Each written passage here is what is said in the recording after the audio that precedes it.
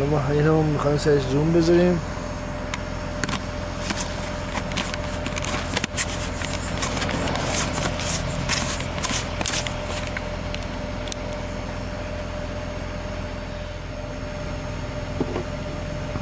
از رو نایت برش دار بذار رو دی باید نمیشه دی نیست که چون که روشنه یعنی دی نیست یعنی دی نیست این الان رنگش رو میبینی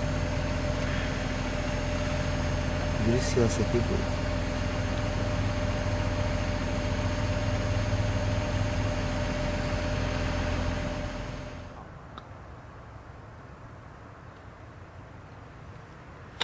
این یه چتره بیا خیلی عجیب. آره قشنگ حلقه هاشو شیلدشو میبینی دورش وسطش سبزه. ستاره بالا پیدا نیست تنها نوری که از توی عجب زیباست. این هم یه خبر خوب از USA. واو بیوتیفول. یواش یواش از صفحه خارج میشه.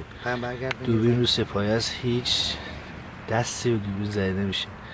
این که یواش یواش از صفحه خارج شد. حالا ما دوربین میگیم دستمون زومات کن سرکو میگیم دستمون میگیم هنوز سوکه هنوز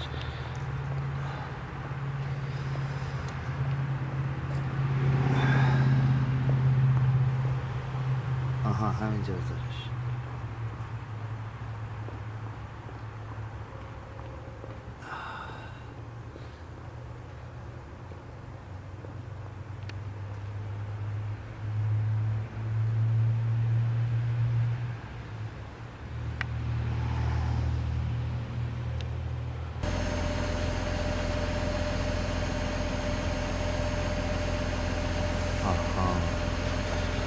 خود سفینه معلومه یه حلقه آره وای نه خود سفینه داره میچرخه همون گردیه داره میچرخه و یه نور آبی هم دورش میبینی؟ آره بزنیم بیشتر زومش کنیم. وایسا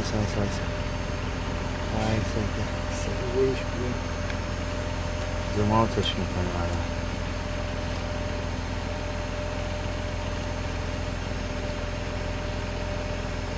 چه خوب شد هوا روشن شده سفینه.